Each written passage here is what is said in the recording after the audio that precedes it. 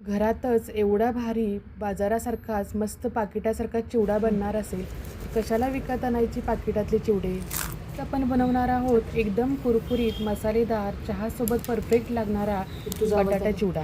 हो, यामध्ये आपण एक सिक्रेट ट्रिक सांगणार आहोत, ज्यामुळे तुमचा चिवडा कधीच मऊ पडणार नाही. त्यामुळं व्हिडिओ अगदी शेवटपर्यंत नक्की बघा. शिवाय चिवड्यासाठी लागणारे आपण 2 प्रकारचे मसालेसुद्धा बनवणार आहोत, त्यामुळे आपला चिवडा अगदी चटपटीतच बनणार आहे. नमस्कार मंडळी, आपल्या चॅनलवर तुमचं मनापासून खूप खूप स्वागत. आपण महाशिवरात्रीनिमित्त खास बटाट्याचा चिवडा बनवतोय. रेसिपी अगदी कमी साहित्यात आणि सोपी बनवलेली आहे. माझ्या टिप्स फॉलो केल्या तर चिवडा एकदम मार्केट स्टाईल बनेल. चला तर यासाठी आपण 1 किलो बटाट्याचा वापर करणार आहोत. इथं मी पातळ सालीचे बटाटे घेणार आहे. पातळ सालीचे बटाटे वेफर्सचे बटाटे म्हणून प्रसिद्ध आहेत. म्हणजे यामध्ये स्टार्च कमी असतं आणि स्टार्च कमी असलेल्या ह्याच्यामध्ये त्या बटाट्यांचे वेफर्स बनवतात आणि त्यामुळे त्यामध्ये कुरकुरीतपणा येतो. पातळ सालीचा म्हणजे नवीन बटाटा आला असतो तोही चालतो, परंतु तो कडक बटाटा असावा, मऊ बटाटा नसावा. आता हे साली काढलेले बटाटे आपण थंड पाण्यामध्ये टाकणार आहोत, म्हणजे हे बटाटे काळे पडणार नाहीत.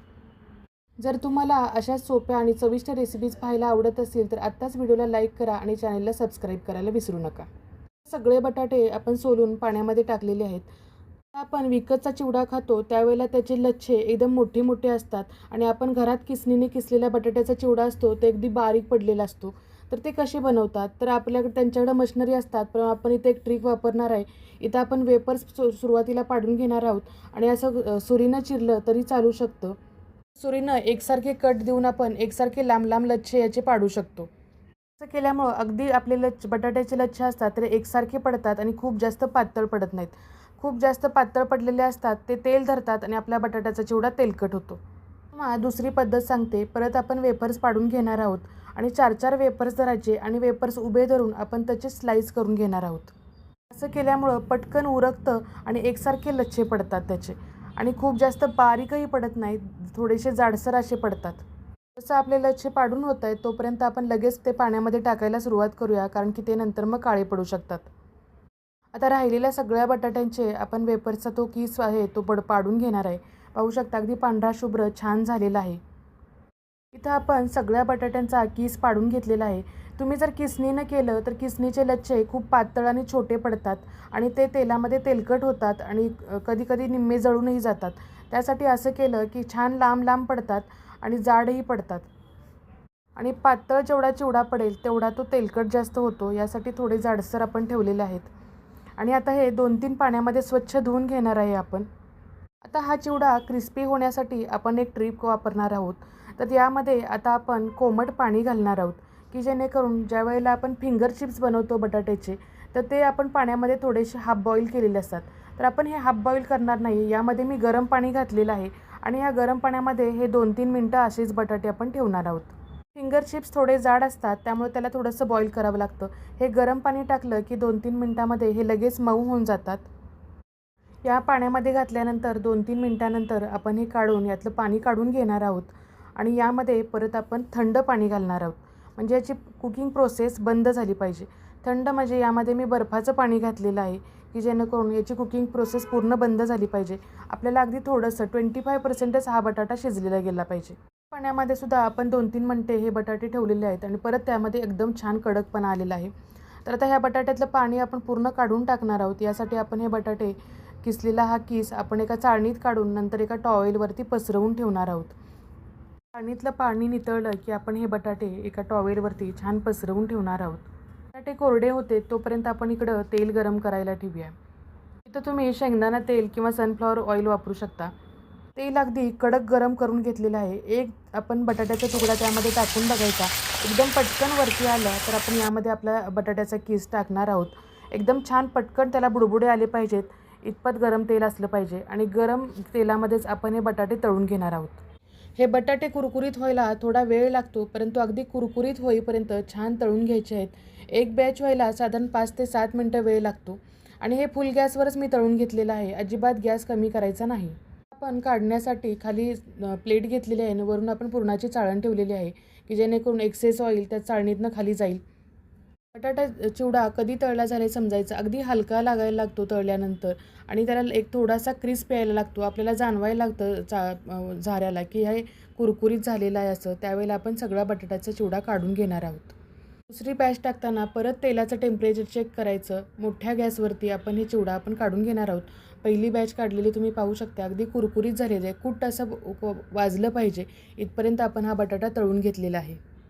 याच पद्धतीनं आपण सगळे बटाट्याचा किस तळून घेणार आहोत. खूप जास्त पातळ पडला तर तो तेलकट होतो.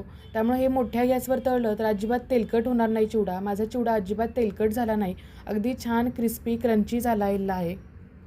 तुम्ही जर याच पद्धतीनं या सणाला महाशिवरात्रीला असा चिवडा केला तर खरंच घरातली विचारतील कशा पद्धतीनं केला आहे का विकत आणलेला आहे. आता सगळा आपला चिवडा तळून झालेला आहे. इथं पाहू शकताय आवाज किती छान कुरकुरीत असा येतोय.